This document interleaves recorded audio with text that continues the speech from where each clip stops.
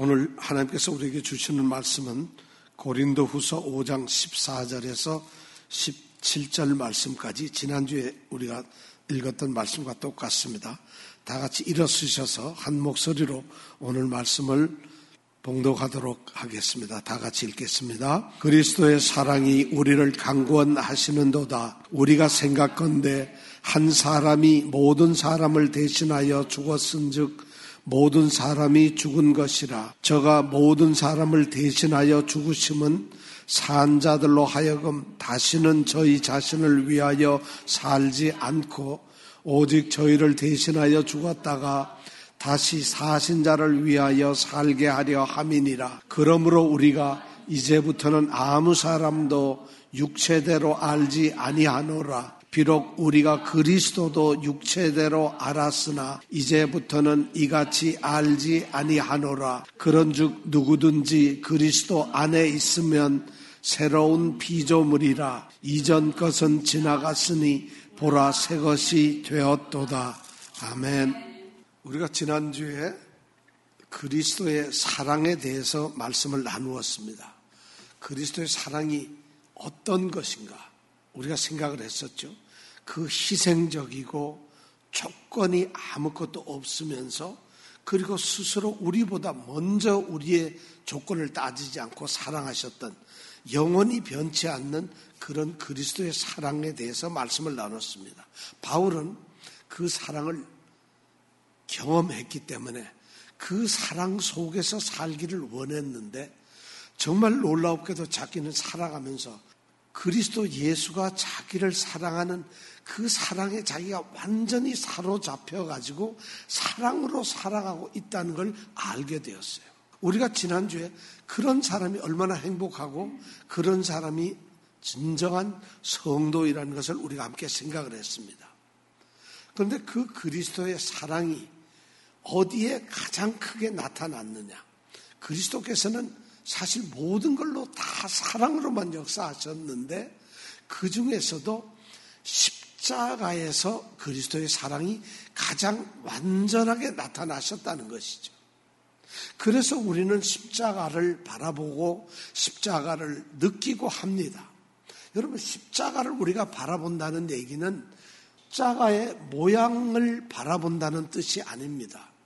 십자가를 바라볼 무슨 의미가 뭐가 있겠어요? 우리가 십자가를 바라본다는 것은 예수님께서 죽음에 이르렀던 그곳이 바로 십자가 위였기 때문에 우리는 십자가를 예수님의 죽음으로 받아들이고 있는 겁니다. 그러니까 십자가를 바라본다 이 말은 그 십자가 자체를 바라보는 게 아니라 십자가에 매달려 죽으신 그 예수님의 죽음을 우리가 영적으로 바라본다는 것이죠. 그 예수님이 우리를 대신해서 십자가에서 죽으셨기 때문에 십자가를 우리가 바라보는 겁니다. 그러니까 십자가를 붙들고 십자가에 매어 달리고 십자가가 중요하다. 이거는 사실은 냉정하게 의미가 없는 것이에요. 십자가는 하나의 예수 그리스도를 나타내는 상징이기 때문에 그렇습니다. 만약 예수님이 어떤 벽돌에 맞아서 죽으셨다. 그러면 벽돌을 우리가 바라보게 되겠죠. 그런데 예수님이 십자가에 달리셨기 때문에 우리는 십자가를 바라봅니다.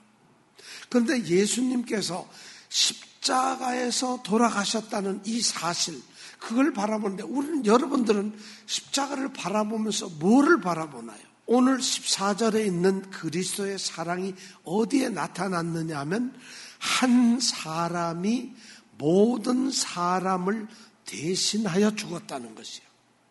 그 한 사람이 누구죠? 예수님이에요. 예수님이 우리 모든 사람을 대신해서 죽으셨다는 것이에요. 그래서 우리는 바라보는데, 자, 그렇다면 여러분, 우리가 십자가를 바라보면서 예수님의 죽음을 바라보면서 혹시 여러분 뭘 느꼈어요? 예수님의 십자가를 바라보면서 우리가 느껴야 될 게 딱 두 가지가 있어요. 그 외에는 느낄 필요도 없고 느껴서도 안 됩니다. 딱 두 가지만 느끼면 돼요.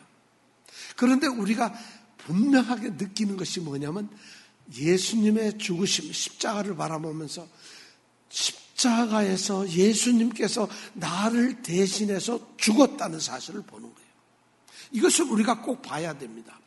예수님께서 나를 대신해서 나의 죄를 위해서 대신 죽으셨다. 이거를 보지 못하면 우리는 십자가 볼 필요도 없고 십자가는 우리에게 아무런 의미나 관계가 없습니다. 예수님이 나를 대신해서 죽었다는 그것을 보는 거지. 예수의 죽음을 통해서. 그 다음에 또 하나 봐야 할 게 있어요. 뭘까요? 네? 그 다음에 십자가에서 우리가 봐야 될 게 뭐냐면은 이렇게 한번 보시면 제가 이런 질문을 한번 드릴게요. 그 다음에 꼭 우리가 십자가를 통해서 보아야 할 게 있어요. 뭔가 하면 자, 여러분 이거 보세요. 예수님이 대신 죽었다는 것이 뭐예요? 예수님께서 나를 대신해서 죽으셨으니까 내가 죽어야 할 그 자리에 예수님이 계신 거예요. 그러면 나는 그 자리에 있나요? 없나요? 없죠. 내가 빚진 게 있는데 어떤 사람이 대신 갚아줬어요. 그럼 내가 내 돈으로 빚을 갚은 건가요? 아니죠. 어떤 사람이 나 대신 어떤 일을 했어요. 그럼 내가 그 일을 한 건가요? 아니잖아요. 그 사람이 일을 하고 나는 일을 한 것처럼만 여겨지는 것이죠. 그런데 이것이 대신이라는 말, 바울이 쓰고 하나님이 성경에 쓰셨던 대신 죽었다는 말의 의미가 아니라는 거예요.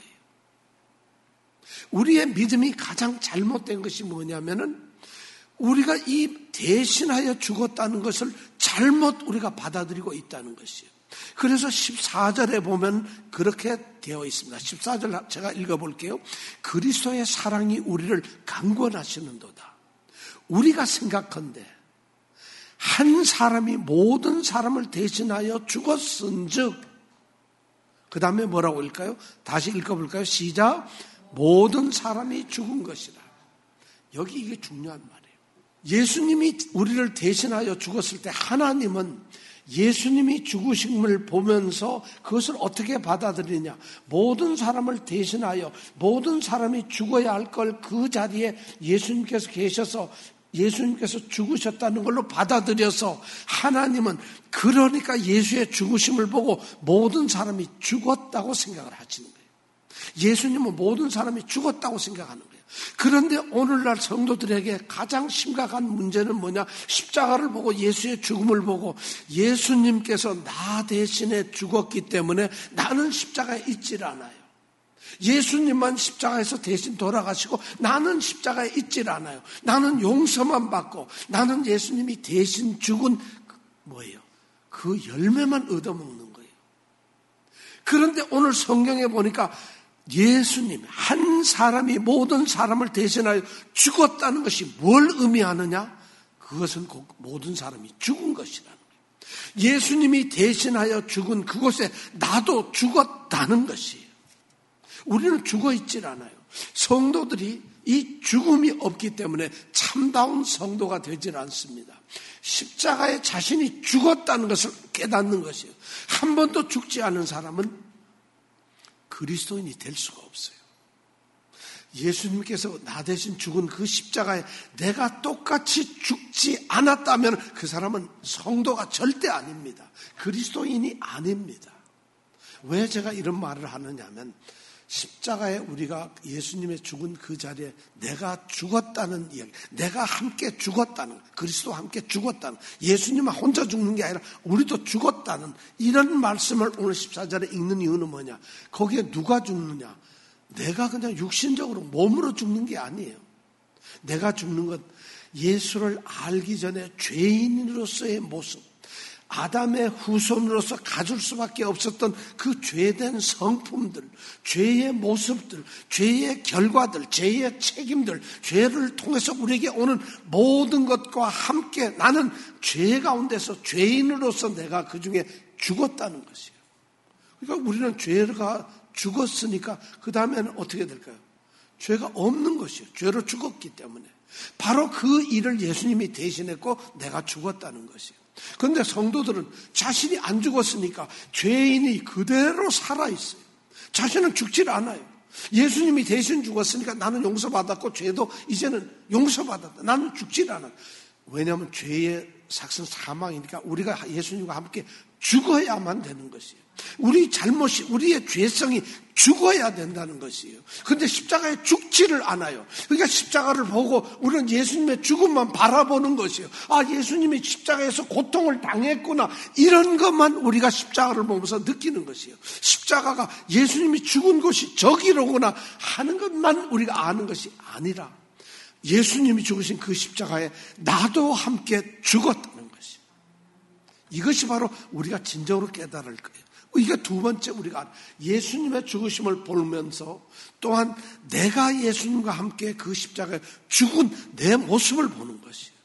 그래야만 우리는 예수님의 부활과 함께 다시 부활을 할 수가 있다는 겁니다. 죽지 않았는데 어떻게 부활하겠어요? 죽지 않은 사람은 살아날 필요가 없죠. 살아있는데 죽었기 때문에 예수님은 부활하신 거예요.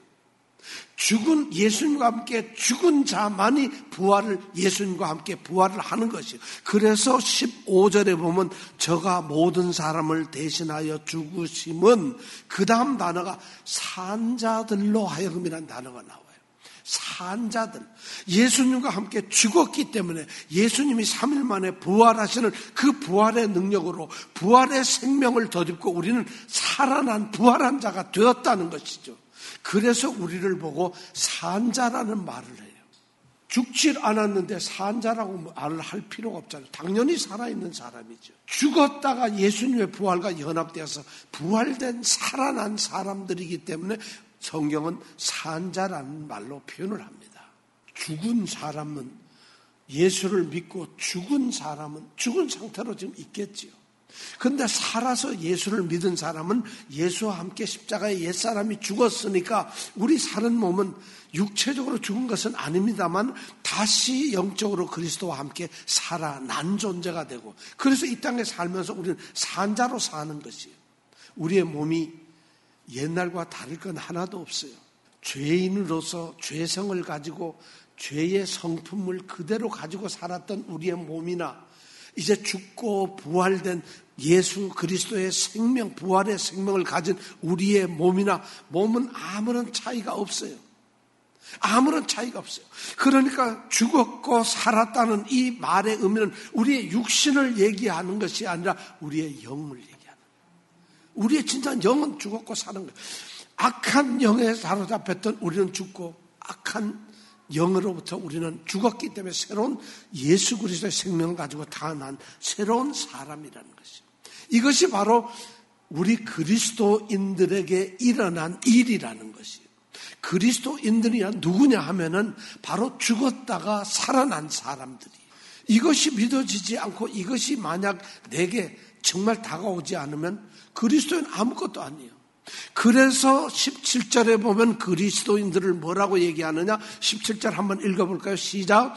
그런즉 누구든지 그리스도 안에 있으면 새로운 피조물이라. 그렇습니다. 그리스도인들을 여기서 새로운 피조물이라고 이야기를 합니다. 그냥 죽지 않은 사람은 살아날 필요도 없으니까 그냥 그대로 있는 사람이에요. 그런데 이 사람이 예수를 믿어요. 그럼 이 사람은 창조된 것이 아니고 그 사람은 죽은 적도 산 적도 없으니까 그냥 그 사람이 그대로 있는 거예요. 예수를 믿는다는 것은 죽었다 살아난 것입니다. 그래서 어떻게 예수를 믿는다는 것은 옛날 모습이 그대로 그냥 조금 달라졌다거나 그의 생각이 조금 달라졌다거나 그 사람의 어떤 모습이 조금 발전이 됐거나 그 사람의 영적인 문제가 조금 더 진전이 되어서 조금 달라졌다는 이런 개념이 아니고 17절에 보니까 예수를 믿는 사람은 죽었다가 살아난 사람이니까 죽었으면 끝인데 예수 그리스도의 부활로 인해서 다시 살아났으니까 그걸 보고 뭐라 하냐면 새로운 피조물이라고 이야기하고 있다는 것이죠. 여러분들은 새로운 피조물이에요. 자신이 나는 새로운 피조물이라고 생각하지 못하는 사람은 그리스도인이 아닙니다. 나 전에는 교회 안 다녔는데 요즘엔 교회 다니잖아요. 나 그리스도인이에요. 천만의 말씀이에요. 그 사람은 새로운 피조물이 아닙니다. 왜 그런가 하면 여기 보니까 새로운 피조물이라는 게 카이네 크티시스라고 하는 단어를 썼는데 이 크티시스라고 하는 단어는 크리에이션이라는 말이에요. 카인의 새로운 크티시스라는 말은 창조했다는 말이에요. 왜 하나님은, 왜 성경은 그리스도인을 부를 때에 새로운 피조물이라고 그럴까요? 이 창조와 관계되는, 창조물과 관계되는 그런 단어를 쓰고 있을까요? 그렇습니다. 하나님께서 그리스도인은 이렇게 바꾸어 놓으신 것이 아니라 새롭게 만드신 존재들이에요.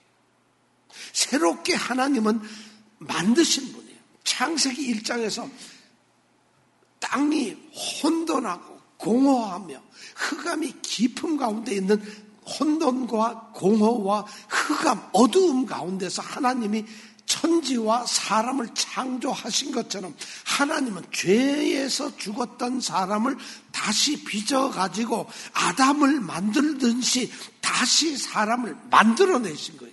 그것이 이름하여서 그리스도인입니다. 그런데 이런 의식을 우리는 갖지를 못해요. 그리스도인이라고 자신을 그렇게 생각하는 사람을 난 지금까지 별로 보지를 못했어요. 당신은, 물론 우리는 지식적으로는 생각해요. 나는 새로운 피조물이야. 당신 죽은 적이 있습니까? 내가 왜 죽어요? 당신의 과거가 정말 죽어버렸으면, 아니 과거를 반성했다, 뉘우쳤다가 아니라 십자가에서 죽었습니까? 이것이 느껴져요. 그리고 당신은 그리스도 예수와 함께 다시 새 생명으로 부활한 새로운 존재가 되었습니까? 그래서 당신은 하나님이 새롭게 빚어내고 아담처럼 새롭게 빚어서 만들어낸 피조물이 되었습니까? 그럴 때 그리스도인들이 예수하는 거예요. 그렇지 않으면 그리스도인들이 아니에요. 그런데 여러분들 중에 목사님들이고 장로님들이고 성도들이고 한번 생각해 보세요. 이렇게 대답을 할 수 있는 사람, 나는 정말 죽었어요. 나 옛날 사람 완전히 난 죄인으로서 죽었어요. 그리고 나는 영적으로 그리스도와 함께 다시 부활한 존재예요. 하나님이 나를 이렇게 새롭게 만들었어요. 나는 이제 옛날 사람하고 끝났어요. 이렇게 생각하는 그리스도인들이 있을까요? 이렇게 있어야 된다는 것이에요. 그래서 17절에 보니까 누구든지 그리스도 안에 있어야 돼요. 그리스도 안에 있으면 그 사람이 누구든지 그리스도와 연결이 되어 있고 그리스도와 연합이 되어 있는 사람은 누구든지 자신을 새롭게 창조된 피조물이라고 생각을 합니다. 왜냐하면 그것이 그리스도의 십자가를 통해서 부활을 통해서 이루어진 일이기 때문입니다. 그래서 그리스도와 연합이 되어 있어요. 어떻게 연합이 될까? 여러분 그 이미지를 생각하면 요한복음 15장에 예수님이 하신 말씀이에요. 포도나무 비유죠. 나는 포도나무요 너희는 가지다. 예수님이 포도나무면 우리는 예수님께 붙어있는 가지라는 거예요. 그럼 예수님이 죽어버리면 우리도 죽는 거예요. 예수님이 살아있으면 예수님이 사는 거예요. 가지는 포도나무 줄기로부터 모든 진액과 생명과 힘과 물과 모든 것을 받아서 살아나는 거예요. 그 안에 있을 가지가 잘려버리면 죽습니다. 예수님, 그리스도 예수 안에 있다는 얘기는 바로 그겁니다. 예수님의 말씀과 예수님이 보내신 성령 안에서 그렇게 인도받고 살아가는 사람들이 말씀을 살아가는 그 사람이 바로 그리스도 안에 있는 새로운 피조물이라는 것이. 말씀으로 살아간다는 것은 말씀을 외운다는 거나 말씀을 읽는다거나 말씀 설교를 듣는다는 말이 아닙니다. 말씀으로 살아간다는 말은 예수님께서 간절히 마음속에 원하셨던 그것을 말씀으로 이야기했기 때문에 예수님의 원하시는, 예수님의 기대하심, 예수님의 소망하시는 그 말씀을 순종하며 사는 것이에요. 말씀대로 살아가는 것. 그것이 바로 예수님 안에 있는 사람이에요. 그런 사람이라면 누구든지 그렇다는 거예요. 그러니까 이 새로 된 피조물은 그 다음에 보니까 17절의 끝에 보니까 이전 것은 지나갔으니 보라 새 것이 되었도다. 옛날 죄성 가운데 있었던 그의 성품이나 그의 생각이나 모든 것이 달라졌어요. 그것뿐만 아니라 그 사람이 살아가는 환경도 달라졌어요. 아마 그 환경 중에 하나는 교회라고 하는 공동체 우리는 말할 수 있다. 이전 것은 옛날 죄인으로 살아가던 그 환경들이, 그가 가던 것, 그가 붙잡았던 것, 그가 추구하던 것, 그가 원하던 것, 그가 열심히 애를 쓰던 것, 그가 진짜 마음에 기뻐하고 좋아하던 이 이전 것이 죽었던 옛 사람과 함께 이미 그것은 이전 것은 지나가 버렸어요. 그러니까 새롭게 피조된 이 사람은 새로운 것으로 채워진 새로운 환경 속에서 살아갑니다. 이것이 그리스도인이에요. 여전히 그런, 물론 육신적으로 우리에게는 달라진 게 없지만 우리의 영적으로, 영의 세계가 완전히 달라진 상태로 살아가는 것이에요. 우리는 옛날 상태, 거기 안에서 새롭게 된 사람으로서 살아가는 것이 아니라 새 것이 된 새로운 환경 속에서 살아가는 영적 존재가 됐다. 이것이 그리스도인이에요. 그러니까 그리스도인은 더 이상 죄를 질 수가 없는 거잖아요. 환경이 달라져 버렸는데. 그전에는 육신은 물론 옛날 범죄하던 그런 사람들도 만나고 그런 일도 보고 그런 일에 관심도 갖고 육신은 그럴 수 있는지 몰라도 영은 그런 세계가 끝나버렸어요. 환경이 달라져 버렸어요. 우리 영이라는 것이. 그러면 이제 더 이상 새로운 피조물은 아무것도 죄를 짓고 싶어도 못 짓는 거예요. 우리의 영이 죄를 못 짓는다면 우리의 육신은 당연히 죄를 짓지 못하는 거예요. 이것이 그리스도인의 모습. 오늘 이 말씀이 바로 그리스도 예수 안에 있으면 새로운 피조물이다. 이전 것은 지나갔으니 보라 새 것이 되었도다 하는 말의 그 의미예요. 자, 그렇다면 새로운 피조물이 되었다고 한다면은 새로운 피조물은 어떻게 살아야 할까요? 아니, 대신해서 값없이 죽으신 분이, 그런데 뭔가 조건을 달고 뭔가 요구하는 게 있다면 좀 이상하지 않아요? 예수님께서 대신 죽었는데, 그런데 대신 죽고 우리를 다시 살리셨고, 우리를 대신 죽고 우리를 살리신 그 예수님이 우리에게 요구하는 조건이 있다는 것이. 아니, 그럼 죽었다는 게 조건이 없는 게 아니라 조건이 있었구만. 우리들은 뭘 해달라는 것이 있었구만. 우리는 그렇게 생각할 수가 있어요. 그런데 그런 것이 아니라는 거예요. 여러분, 이 조건이라는 게 예수님이 내가 죽었으니까 너에게 달라는 것이 아니에요. 그런 조건으로 말하는 게 아니에요. 이것은 오히려 너무 큰 축복이자 너무 큰 은혜라는 것이에요. 여러분, 이렇게 한번 생각해 볼까요? 부모가 아주 어린 자녀가 있는데 아무것도 얘기하지 못해요. 그런데 자녀는 뭐가 위험한지 뭐가 악한지 이런 걸 잘 모르잖아요. 그래서 악하거나 위험한 곳을 가려고 해요. 그런데 부모는 그것을 못 가게 막아요. 자, 그렇다면은 못 가게 막는 것이 조건으로 요구하는 것일까요? 주님께서는, 우리를 대신하여 죽으신 이 예수님께서는 자신의 생명으로 다시 태어난, 다시 만들어진 이 피조물인 그리스도인이 어떻게 사는 것이 가장 좋은 것인가를 아시는 거예요. 그건 조건으로서 뭘 해라가 아니라 선물로 주시는 거예요. 이렇게 사는 것이 너에게 가장 좋다는 가장 좋은 길을 알려주시는 거예요. 그래서 우리를 위해서 돌아가신 그 예수님께서는 우리에게 어떤 것을 말씀을 하고 계세요. 이렇게 살라고 말씀하고 있어요. 그 첫째가 뭐냐면 오늘 말씀해 보니까 가치관의 변화예요. 가치관의 변화가, 자, 16절에 보면 나옵니다. 16절 한번 읽어볼까요? 시작. 그러므로 우리가 이제부터는 아무 사람도 육체대로 알지 아니하노라. 비록 우리가 그리스도도 육체대로 알았으나 이제부터는 이같이 알지 아니하노라.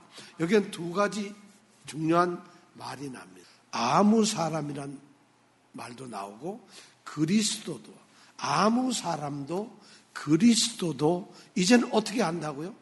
육체대로 알지 않는다는 거예요. 육체대로 알지 아니한다. 육체대로가 뭘까요?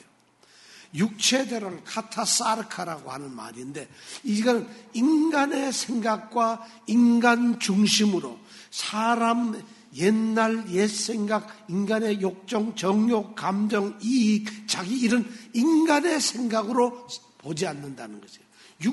육체대로 인간의 감정과 인간의 판단, 그렇게 사람을 판단하지 않는다는 거예요.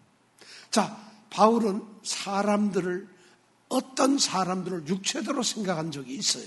왜냐하면 바울은 유대인이에요. 그 유대인으로서 자신은 긍지를 가지고 있어요. 하나님의 택하신 백성이라는 긍지를 가지고 있어요. 유대인이 최고의 선민이에요. 그리고 본인은 최고의 학문과 최고의 가문과 로마의 시민권을 가진 대단한 사람이었어요. 그 사람이 다른 사람을 볼 때 그가 예수를 만나고 다메섹으로 가던 길에 예수를 만나기 전에는 그런 사람을 그런 자신의 인간적인 관점에서 이스라엘 중에서 이스라엘이고 베냐민 지파의 사람인 그 인간의 관점으로 모든 사람들을 보았어요. 그가 보았던 것은 바로 그런 것이었어요. 그러다가 보니까 그는 이방인과 유대인을 차별했다는 것이에요. 유대인만이 하나님의 선택받은 하나님의 백성으로서 구원의 백성이고 이방인은 그렇지 않다는 것이에요. 그런데 그가 예수를 만나고 나서 십자가의 예수를 보고 나서 새로운 피조물로 거듭난 성도가 되고 나서부터는 그의 생각이 깨어져 버렸어요. 유대인, 이방인, 하나님 앞에서 똑같다는 것이에요. 그래서 그는 이방인을 생명을 위해서 이방인의 구원을 위해서 이방인을 위한 전도자가 되는 것이에요.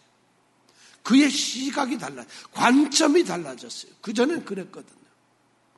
이것이 바로 육체대로 아무 사람을 알았던 것이에요. 이제는 자기는 그렇지 않다는 거예요. 고린도에 있는 사람들이 어떤 사람들이다. 그 사람이 학문이 있든지 없든지 그 사람이 재산이 있든지 없든지 그 사람이 훌륭하든지 아니든지 그 사람이 엄청난 권력을 가지고 있든지 그 사람이 귀족이든지 아니든지 남자든지 여자든지 노인이든지 아니면 젊은이든지 그런 것이 필요가 없어졌어요. 왜냐하면 이제는 그 사람은 사르카 절대 육체대로 사람을 보지 않기 때문에 모든 관점이 모든 것을 보는 것이 이제는 영적인 관점이 되었다는 것이에요. 새로운 피조물은 그렇게 되어야 되는 거예요. 두 번째가 뭐냐면 자기는 그리스도 예수조차도 육체대로 보았다는 것이죠. 근데 지금은 아니라는 거예요. 그렇습니다. 바울이 생각할 때 예수는 사람으로 보였다는 것이죠. 왜냐하면 이스라엘 백성들은 이스라엘을 로마의 지배로부터 해방시켜줄 메시아를 원했어요. 그들은 늘 다른 족속들에게 바빌론 족속에게 또는 메대 족속에게 또는 이 애굽 족속에게 항상 그들은 눌려 살았어요. 지금은 로마에 눌려 있는데 하나님께서는 메시아를 보내준다고 했고 그래서 그 메시아를 그는 예수를 인간적으로 메시아로 본 적이 있었어요. 그렇게 생각할 수도 있었어요. 그런데 그 예수가 십자가에 죽습니다. 십자가에 달려 죽으니까 자기는 메시아가 어떻게 십자가에 죽을 수 있느냐. 그래서 예수를 메시아가 아닌 것으로 생각을 합니다. 실제가 그럴 수밖에 없죠. 왜냐하면 성경에는 하나님께 저주를 받는 자는 십자가에 나무에 달려 죽게 되는 거거든요. 그걸 알기 때문에 이 예수라는 사람은 메시아가 아니라 하나님의 저주를 받은 결국은 메시아인 것처럼 사기꾼으로 사기를 치고 메시아처럼 살았다가 결국에는 하나님께 들통이 나고 하나님의 저주를 받아서 십자가에 죽은 자 이런 생각을 가지고 있었기 때문에 예수가 하나님이라 생각도 못하는 것이죠. 그러니까 예수는 어쩌면 굉장히 훌륭한 사람이긴 하지만 모세와 비교해서는 형편도 없이 안 되는 사람이라고 생각을 했던 거예요. 그러니까 이 바울은 예수를 믿는 사람들 예수의 교회를 핍박하기 위해서 갈 수가 있었던 거예요. 그런데 이 사람이 예수를 만나고 나서는 그 인간 예수, 살아있는 그 예수에 대해서 전혀 다른 관점을 갖게 됐다는 것이죠. 예수를 만나면서 그의 시각은 완전히 달라졌어요. 그는 베드로처럼 주는 그리스도시여 살아계신 하나님의 아들이라는 고백을 할 수 있게 되었다는 것이죠. 예수는 더 이상 인간이 아니고 거짓이 아니라 진정으로 하나님의 아들이고 구원자라는 걸 알게 되고 그분을 전해야 된다는 것을 알게 되었어요. 이것이 바로 예수조차도 자기는 육체대로 알았지만 그렇게 안 알게 되었다는 거예요. 영적인 사람은 예수님을 온전히 나의 구주로 모십니다. 나의 주인으로 모십니다. 왜냐하면 그분이 진정으로 나를 구원할 구원자이기 때문에 그분이 나를 구원해 준 사람이기 때문에 구원을 해준 분이기 때문에 나는 그분이 나의 주인이 되는 거예요. 왜냐하면 내가 죄의 종이었는데 그분이 죽음으로써 대신 나의 종의 돈을 갚아주시고 그 돈을 갚아주시고 나를 사신 분이라는 거예요. 그럼 나는 주인이 죄가 있었다가 이제는 예수님이 나의 주인으로 바뀌었다는 것이죠. 그러니까 예수님은 나의 주인이 되시고요. 전에는 죄가 나의 주인이어서 죄대로 살았는데 죽고 나서 예수님의 죽음을 통해서 예수님은 자신의 목숨을 버려서 값없이 그 대가로 나를 사신 거예요. 그럼 나는 예수님의 종이 되었어요. 예수님을 주인으로 모시게 되었어요. 온전하게. 자, 이것이 바로 나의 관점이 달라졌다는 거예요. 그렇다면 예수님이 주인이 된 나의 모든 것이 된 그 예수님을 위해서 어떻게 살아야 할까요? 그 대답을 바로 14절에서 이야기를 하고 있습니다. 15절 말씀 한번 읽어보겠습니다. 다 같이 15절이 뭐라고 얘기하고 있죠? 저가 모든 사람을 대신하여 죽으심은 예수님이 모든 사람을 대신하여 죽은 것이 왜 그랬을까요? 그 다음 대답입니다. 산자들로 하여금 다시는 저희 자신을 위하여 살지 않고 오직 저희를 대신하여 죽었다가 다시 사신 자를 위하여 살게 하려 함이라. 삶의 목적이 달라졌어요. 자기를 대신하여 죽으신 이유가 뭘까요? 이제 다시 살아난 산자들은 자기 자신, 옛날의 자기 자신, 아니 다시 살아난 자기 자신조차도 자기 자신을 위해서 사는 것이 아니라 자기 자신들을 위해서 죽었다가 다시 살아나신 예수를 위해 사는 것이에요. 이것이 삶의 목적이 되었다는 것이에요. 왜 그럴까요? 나의 주인이 바뀌었으니까. 그 전까지는 내가 주인이었고, 그 당시는 죄가 주인이었으니까 죄를 쫓아다녔어요. 그 전까지는 내가 주인이었으니까 나의 좋은 것, 내가 기뻐하는 것, 내게 필요한 것, 내가 가장 원하는 것을 쫓아다니는 그런 나의 종이었고 죄의 종이었는데 지금은 주인이 예수로 바뀌니까 오직 나는 예수를 위해서 살아가는 것이에요. 여러분들, 그리스도인들은 바로 십자가로부터 시작해서 예수 그리스도를 위해서 살아가는 것까지 왔습니다. 여러분들 그렇게 살고 계십니까? 그리스도인들은 예수를 위해 사는 것인데 여러분 예수님을 위해서 사는 것이 뭘까요? 자, 예수님 위해서 살라고 저는 오직 예수님을, 하나님의 영광만을 위해서 오직 예수님 위해서 살겠습니다. 오직 예수를 위해서 삽니다. 성도들이 너무나 많이 그렇게 얘기를 해요. 자, 예수님 위해서 산다는 게 뭘까요? 예수님 위해서 사는 게 뭘까요? 예수님 말씀대로 살아가는 거, 예수님이 원하시는 데서 기도 생활 열심히 하고 신앙생활을 위해서 우리 주일 잘 지키고 헌금도 많이 하고 선교도 많이 가고 그러면 예수를 위해 사는 걸까요? 교회가 부흥되고 전도 많이 해야지 그게 예수를 위해서 사는 것일까요? 성경은 그렇게 얘기한 적이 한 번도 없어요. 만약 그렇다면 성경에 예수를 위해 사는 것은 어떻게 해야 되는 거예요? 그런 일을 해야 되는 거죠. 그것은 절대 아니라는 것이에요. 예수를 위해 살아야 돼요. 여러분, 오늘 목적이 15절에 보니까 자기를 대신하여 죽었다가 다시 산 자 예수 그리스도를 위하여 살아야 된다는 거예요. 내 자신이 아닌 예수를 위해서 어떻게 살까요? 쫓아가는 거예요. 딱 한마디로 말하면 예수 같이 사는 거예요. 예수님 같이 사는 거예요. 여러분, 예수님 같이 살아가는 거예요. 우리가 예수님처럼 예수님을 닮아가는 거예요. 그리스도의 상승한 분량까지 우리가 도달하는 것이에요. 예수님이 갔던 그 길을 예수님을 쫓아간다는 얘기는 예수님의 삶을 따라간다. 그렇게 따라간다는 거예요. 우리는 예수님처럼 살아가는 것, 그것이 바로 예수를 위하는 길이에요. 예수님은 자신이 길이잖아요. 그분이 가셨던 길이잖아요. 그분이 진리잖아요. 그분이 생명이잖아요. 그렇다면 그분을 위해서 산다는 건 그 길을 가는 것이고 그 진리를 붙드는 것이고 그분의 생명을 갖는 것이에요. 그렇다면 우리는 예수님 같이 살아야 돼요. 도둑질을 하는 것이 예수님 같은 것일까요? 남을 미워하고 시기하고 질투하고 교만하고 게으르고 이런 것이 예수님 같이 사는 것일까요? 그러니까 그리스도인들이 새로운 피조물로서 예수를 위하여 산다는 것에 이 말이 얼마나 잘못 전달됐을까요? 그 이유는 딱 하나, 십자가에 죽었다는 사실을 모르기 때문에. 자신이 안 죽었어요. 그러니까 옛날처럼 살고 머리로서, 감정으로서 예수님과 같이 살고 있어요. 머릿속으로 십자가에 달리신 예수님을 보면서 울기도 하고 애통해야도 하고 예수님 저도 그렇게 죽고 싶어요. 이미 죽은 자가 죽고 싶다는 거예요. 죽지를 않았기 때문에 그래요. 진정으로 그리스도인들은 바로 자신이 죽었던 옛사람이 죽고 새로운 피조물로서, 그래서 예수님처럼 예수님 같이 살아가는 사람들이에요. 예수님은 그걸 원했어요. 이 땅에 수많은 예수와 같은 사람들이 있기를 원하셨어요. 그 예수와 같은 사람들이 이 땅에 가득 찰 때 그것을 예수님은 천국이라고 부르십니다. 예수님처럼 살아가는 사람들이 그들 마음속에, 그들의 삶 속에 이루어질 때 예수님은 그것을 제자라고 불렀어요. 그리고 그것을 천국이라고 불렀어요. 오늘 이 말씀 여러분들 기억하세요. 새로운 피조물이라는 말, 그렇게 간단한 말 아닙니다. 얼렁뚱땅 조금 나 달라져서 조금 내가 조금 어떻게 선해지지 않아서 그런 의미가 아니에요. 내가 교회에서 어떤 직분을 받고 내가 예수 믿는 생활 오래 해서 그게 아니에요. 새로운 피조물은 옛날 게 없어진 거죠. 그 하나님은 새로 전에 있지도 않았던 걸 새로 만든 것이에요. 그게 바로 그리스도인들이에요.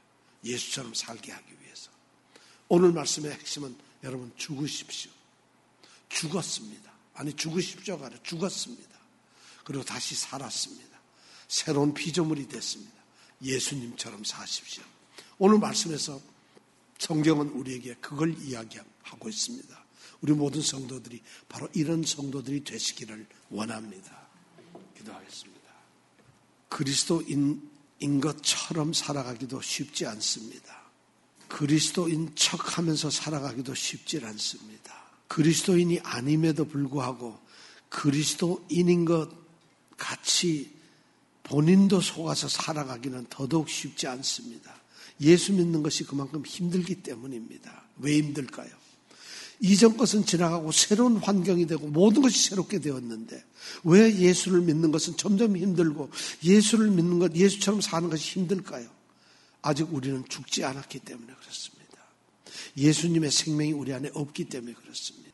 정말 예수님을 위해서 살려는 우리의 변화가 없기 때문입니다. 주님, 우리가 정말 주님을 위해서 살아가고 예수님의 또 다른 작은 예수로 살아갈 수 있도록 주님께서 우리를 세워주시고 붙들어 주옵소서. 먼저 우리를 주님이 죽었던 그 십자가에 우리를 같이 못 박아 주옵소서. 그래서 우리가 새로운 피조물로 태어나게 하여 주옵소서. 내가 그리스도와 함께 십자가에 못 박혔다는 것을 알게 하시고 이제 내 안에 그리스도께서 사신 것처럼 나도 그리스도와 함께 예수님과 함께 살아가는, 예수님 같이 살아가는, 예수님처럼 살아가는 그리스도인이 되었다는 것을 고백하게 하여 주옵소서. 예수님 이름으로 기도드립니다. 아멘.